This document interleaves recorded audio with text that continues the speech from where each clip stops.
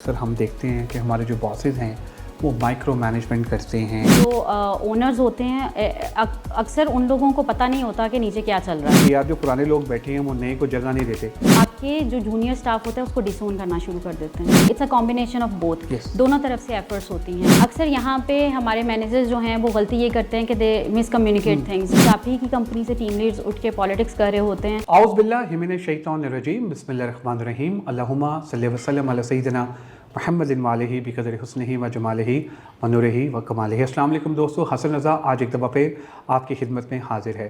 दोस्तों, आज का जो हमारा टॉपिक है वो बहुत ही इंटरेस्टिंग है। आज हम बात करेंगे कि जो कल्चर होता है वो किस तरह से बनता है किसी भी इदारे का। और अक्सर ये हम सुनते हैं कि यार मेरा बॉस बड़ा टफ़ है, मेरा बॉस मुझे बहुत टफ़ टाइम देता है, बहुत क्लोज डेडलाइन देता है और मुझे दिन और रात परेशान करके रखता है। किस तरह से मैं अपने बॉस को मैनेज करूं? आइए इस इम्पॉर्टेंट टॉपिक पे बात करते हैं महीन तुफ़ैल से। Maheen Tufail is currently working as a manager HR at Techmed. Maheen, thank you very much for joining us today sister, and I am super excited कि आज आप हमारे साथ हैं। Welcome on board. Thank you Hasan sir for inviting me over. सही Maheen, topic is very interesting. Boss को किस तरह मैनेज करना है, बॉस को किस तरह से संभालना है। फिर हम कल्चर की भी बात करेंगे कि कल्चर इदारों का किस तरह से बनता है। Maheen, first of all would like to know about your journey sister, कि आपने किस तरह से स्टार्ट किया। HR में आना बाय चांस था या बाय चॉइस था? सबसे पहले तो मैं अपना थोड़ा सा आपको एक्सपीरियंस शेयर करूँगी how I started my journey as an HR manager.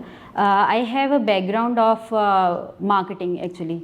तो HR की फील्ड में आना was like a by chance decision. और उसके लिए मुझे मोटिवेट किया। I have joined a company जहाँ पे मेरा फर्स्ट एक्सपीरियंस में मेरी इंटरेक्शन हुई HR मैनेजर के साथ, and I came to know कि this is something which catches my attention. तो उसके बाद फिर मैंने आई रियलाइज कि मैं बाकी फील्ड से, मार्केटिंग से हट के, this is the field which I wanted to explore further into. तो तब से मैंने स्टार्ट किया my journey as an HR manager. और उसके बाद सारी सर्टिफिकेशन स्टार्ट हो गई और इसी फील्ड में जॉब स्टार्ट हो गई और IT सेक्टर में ही मेरी थ्रू आउट प्रोफेशनल एक्सपीरियंस रहा है। And it was an amazing journey, क्योंकि मुझे I consider my self fortunate enough कि मुझे बहुत अच्छे लोग मिले जिन्होंने मुझे सिखाया और जिन्होंने मुझे इस काबिल किया कि मैं बगैर किसी HR बैकग्राउंड के इस फील्ड में एक्सेल कर सकूं। सही। अच्छा, अब ज़रा हम बात कर लेते हैं कल्चर के ऊपर, फिर हम आएंगे बॉस मैनेजमेंट के ऊपर भी कि बॉस को किस तरह हैंडल करना है। कल्चर क्या होता है महीन? जैसे आपने कहा कि हम लोग ऑर्गेनाइजेशन में एक सर्टेन कल्चर, हर ऑर्गेनाइजेशन का एक कल्चर होता है जो बॉसेस की तरफ से हम लोगों को पास ऑन हो रहा होता है। तो हम समझते हैं सबसे पहले कि कल्चर होता क्या है। कल्चर जो है, in my experience, it's vibe of any place. अगर आप किसी जगह पे एंटर करते हो, आपको सबसे पहले जो फीलिंग आती है, this is what culture is. For example, अभी मैं इस रूम में एंटर हुई, हमारा पॉडकास्ट था, because there is a goal behind it. हम लोगों ने पॉडकास्ट, एक बड़ा कंफर्टेबल एक डिस्कशन हमने रिकॉर्ड करनी थी, इसलिए the environment was very comfortable, because हमारा एक गोल था पीछे, हम लोगों ने पॉडकास्ट रिकॉर्ड करनी थी।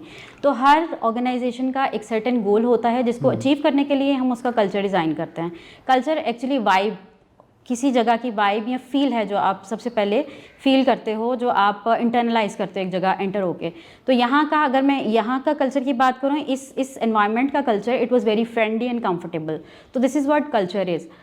उसके बाद मैं थोड़ा सा शेयर करना चाहूँगी अपनी लाइफ एक्सपीरियंसेस को, किस तरह से मैंने कल्चर को एक्सप्लोर किया और किस तरह से मैंने कल्चर को समझा। स्टार्ट करते हैं। आई एक्चुअली, हसन भाई, belong to southern side of the Punjab. उन एरियाज़ में बहुत डिफरेंस, माइंडसेट बहुत डिफरेंस है, लोग बहुत डिफरेंट हैं। Agreed. उसके बाद I moved, after doing my matriculation and inter there, I move to Bahawalpur. वहाँ से मेरी बैचलर्स की डिग्री थी और उधर I came to explore different ethnicity और डिफरेंट बैकग्राउंड के लोगों के साथ मेरी इंटरेक्शन रही। मैं क्योंकि हॉस्टलाइट थी, तो वहाँ पे डिफरेंट लोग जिनके साथ मेरी इंटरेक्शन रही, आई केम टू रियलाइज़ कि एक फ्लेक्सिबिलिटी इंसान में होनी चाहिए कि जिन लोगों के आइडियाज़, जिन लोगों के बिलीव्स आपसे, वैल्यूज़ आपसे डिफरेंट हैं, आप उनके साथ किस तरह से सर्वाइव कर सकते हो। ये चीज़ मैंने उधर से सीखी। उसके बाद I came to Lahore. Lahore में मेरा मास्टर्स था पंजाब यूनिवर्सिटी से। तो उधर there was a very difference of culture. यहाँ पे मिक्स करना लोगों के साथ बहुत मुश्किल रहा मेरे लिए शुरू से। दोस्त नहीं बनते थे, आपको लोग नहीं मिलते जिनके साथ आप बात शेयर कर सकते हो, क्योंकि आपका वैल्यूज़ बहुत डिफरेंट है, आप तो देखो आपके तुम्हारे मजाक किरण बहुत हमीद डिफरेंट। दोस्त है, अनिदा खावर दोस्त सर है, उस पे आ रही हूँ मैं। अब काफ़ी दोस्त है तुम्हारे। हाँ सर उसमें भी आ रही हूँ। I am very fortunate enough कि मुझे अपने through out the professional journey भी और थ्रू आउट माई एकेडेमिया भी मुझे लोग बहुत अच्छे मिले जिन्होंने मुझे बकअप किया, जो मेरे साथ अभी तक लिंक्ड हैं और अभी भी मुझे वो एम्पावर करते हैं, मुझे सपोर्ट करते हैं, जिनकी वजह से मैं अब यहाँ पे बैठी हुई हूँ और इधर की ही मार्केट में सर्व कर रही हूँ। फ्रॉम दैट वेरी कह लो छोटे एरिया से उठ के मैं यहाँ पे बैठ के काम कर रही हूँ, लोगों के साथ आपके साथ बैठ के काम कर रही हूँ। तो this is very fortunate of me. उसके बाद एक और कल्चरल डिफरेंस जो मैंने फ़ील किया, आई मूव टू यूएई। वहाँ पे वो एक ऐसा एमेलगम ऑफ डिफरेंट कल्चर्स था जहाँ पे मैंने काम किया। I interacted with Sudanese, I interacted with Egyptians, उसके बाद अमेरिकन के साथ मैंने काम किया, चाइनीज़ थे, थाईलैंड के लोग थे, इंडियंस थे। इतना सारा एक कल्चरल मिक्स होता है एक जगह पे, एक रूम में आप इतने सारे लोगों को बंद कर दो, उस रूम में डिफरेंसेस को एक पॉइंट पे लेके आने के लिए you need a certain culture. और वो कल्चर जब आपने ऑर्गेनाइजेशन का गोल अचीव करना होता है, वो कल्चर आपने एक्सपीरियंसेस के थ्रू लोगों के अंदर खुद डालना होता है, सेट बाय एग्जांपल के थ्रू, डिफरेंट पॉलिसीज़ के थ्रू, ऑब्जेक्टिव भी हो सकता है, सब्जेक्टिव भी हो सकता है, इन चीज़ों के थ्रू आपको रियलाइज़ करवाना होता है। तो कल्चर की इंपॉर्टेंस पे हम थोड़ी सी बात करते हैं। कल्चर की इम्पॉर्टेंस इसीलिए है कि जब आप एक एनवायरनमेंट देते हो लोगों को, तो उस एनवायरनमेंट को में रहते हुए लोग परफॉर्म करते हैं। Performances are the actions that you do in remaining into the certain cultural experience. उसको एक्सप्लोर करते हुए आप एक परफॉर्मेंस देते हो, उन परफॉर्मेंस के एंड पे आपको रिजल्ट्स मिलते हैं। Results are basically the goal of any organisation, और this is where culture plays in, जहाँ पे आपको लोगों को एक जगह पे इकट्ठा करके एक एक्सपीरियंस देना है, उसके इन टर्म में आपको रिजल्ट्स चाहिए। तो अगर आप इसी तरह पॉजिटिव एक्सपीरियंस दोगे तो obviously you will get positive results. तो ऑर्गेनाइजेशन का कल्चर हम इसको इस तरह से रिलेट करते हैं कि अगर ऑर्गेनाइजेशन एक एम्प्लॉय को पॉजिटिव एक्सपीरियंस देगी तो obviously that employ will give a positive result to you, जो आपके अल्टीमेटली कंपनी के गोल्स के साथ इंक्लाइन करता है। सही। महीन, मुझे ये बताइएगा कि जो बॉस मैनेजमेंट है, अक्सर हम देखते हैं कि हमारे जो बॉसेस हैं वो माइक्रो मैनेजमेंट करते हैं, टफ टाइम देते हैं। पता नहीं आपकी ज़िंदगी में कोई ऐसा बॉस आया है या नहीं आया? अगर आया है तो उसको कैसे हैंडल किया? माइक्रो मैनेजमेंट तो हम लोगों की सोसाइटी का एक बहुत अलमिया है और लीडरशिप का फुकदान बहुत है हमारी सोसाइटी में, जिसकी वजह से ये सारी चीज़ें हो रही होती हैं। टॉप मैनेजमेंट में जो बॉसेस हैं, जो ओनर्स होते हैं, अक्सर उन लोगों को पता नहीं होता कि नीचे क्या चल रहा है। पॉलिटिक्स चल रही होती है, आपके ही टीम लीड्स, आप ही की कंपनी से टीम लीड्स उठ के पॉलिटिक्स कर रहे होते हैं और वो एम्प्लॉयज़ के साथ बाइस्ड होते हैं और वो इस तरह के डिसीजंस ले रहे होते हैं जिसकी वजह से आपके जो उनके नीचे एम्प्लॉयज़ काम कर रहे होते हैं वो उनकी परफॉर्मेंस इफेक्ट होती है। तो सर एक और चीज़ इसमें मैं आपसे एक बड़ी एक अच्छी चीज़ डिस्कस करना चाहूँगी कि अब हम लोग देखते हैं जो स्टार्टअप्स होते हैं, स्टार्टअप्स में हम लोग स्टार्ट करते हैं, एक क्लैन ओरिएंटेड कल्चर होता है।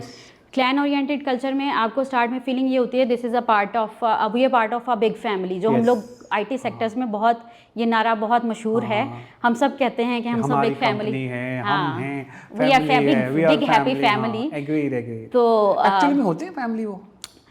इसी चीज़ पे मैं आना चाह रही थी कि फैमिली, आप स्टार्ट में जब 10-15 लोग एक स्टार्टअप में काम कर रहे हैं तब आप समझ सकते हो कि वो एक फ़ैमिली है, लेकिन वो फैमिली जैसे जैसे ग्रो करती है तो जो लोग आपके स्टार्टअप में साथ थे वो फैमिली, वो तो फैमिली रह जाती है, लेकिन उसके बाद जो लोग आते हैं ना, तो जो पुराने लोग होते हैं, ओजीज होते हैं कंपनी के, वो आपके जो जूनियर स्टाफ होता है उसको डिसोन करना शुरू कर देते हैं। दे से कि हम लोग यहाँ पे हैं पुराने, तो ये हमारा स्टार्टअप है, ये हमारी कंपनी है, हमारी फैमिली है, तो एक्सेप्ट नहीं करते उनको। बिल्कुल ऐसे ही है।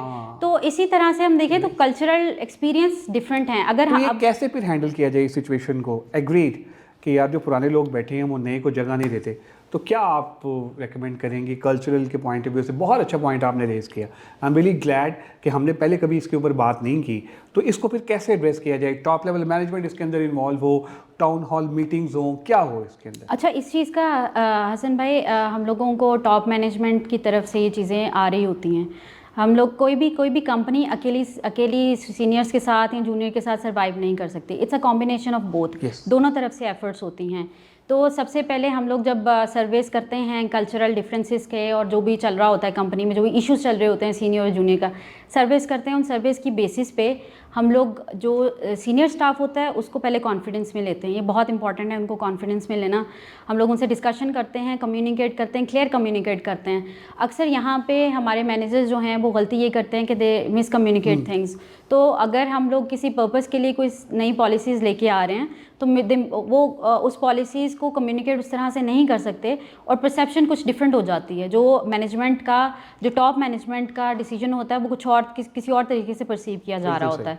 तो open and very clear communication is very important here, और मैनेजर का रोल इधर बहुत इंपॉर्टेंट है।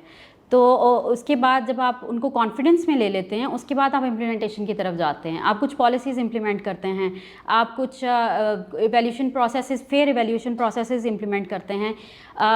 दूसरी एक ये चीज़ है, हम लोग इवैल्यूएशन सिर्फ सीनियर्स की नहीं करें, जूनियर्स की नहीं करें, सॉरी दोबारा बोलती हैं। हाँ। हम लोग इवैल्यूएशन सिर्फ जूनियर्स की नहीं करें, सीनियर्स की इवैल्यूएशन होना भी बहुत ज़रूरी है। उनको भी इस चीज़ का अंदाज़ा होना चाहिए कि every action they perform has a reaction. तो they are even accountable in the eye of the top management. तो this one thing is very important कि हम लोग इस चीज़, हमारी टॉप मैनेजमेंट इस चीज़ को सीरियस ले और इसकी इम्प्लीमेंटेशन की तरफ जाए। Wonderful, Maheen. Thank you very much for your time, for your support. By the way, you have added a value. Wonderful contribution. Thank you. आप लोगों का भी बहुत शुक्रिया आज के एपिसोड देखने का। दोस्तों, मैं उम्मीद करता हूँ कि आज के एपिसोड आपको पसंद आई होगी। दोस्तों, कल्चर जो है वो इदारों में बहुत इम्पॉर्टेंट रोल प्ले करता है। हम अक्सर कल्चर की बात करते हैं, लेकिन हम ये भी बात करते हैं कि कल्चर बनाता कौन है। कल्चर हमेशा टॉप टू बॉटम बनता है। जो ऊपर आपका लीडर बैठा होता है, जैसे ही वो इंस्ट्रक्शंस देता है वैसा ही कल्चर कंपनी का बन जाता है। महीन ने आज हमें ये भी बताया कि देखिए, जो कल्चर आपके ऑर्गेनाइजेशन में ख़राब कर रहे हैं ना, ऐसे एंटी ऑर्गेनाइजेशन वाले लोग भी बैठे होंगे आपके इदारे में, जो कि आपके इदारे के बारे में बुरी बातें कर रहे होंगे। आपने उनको आइडेंटिफाई करना है। आइडेंटिफाई करने के बाद आपने उनको फिक्स करना है। आपने उनको मौका देना है कि वो सुधर जाएं, ठीक हो जाएं। अगर नहीं होते तो फिर कंपनी के इंटरेस्ट के लिए आपको बहुत सख्त डिसीजन भी लेना पड़ेगा। दोस्तों, अपना फीडबैक हमसे ज़रूर शेयर कीजिएगा ताकि हम भी इम्प्रूव कर सकें। दुआओं में याद रखेगा। इंशाल्लाह करीब एक नई टॉपिक, नए गेस्ट के साथ आपकी खिदमत में दोबारा हाजिर होंगे।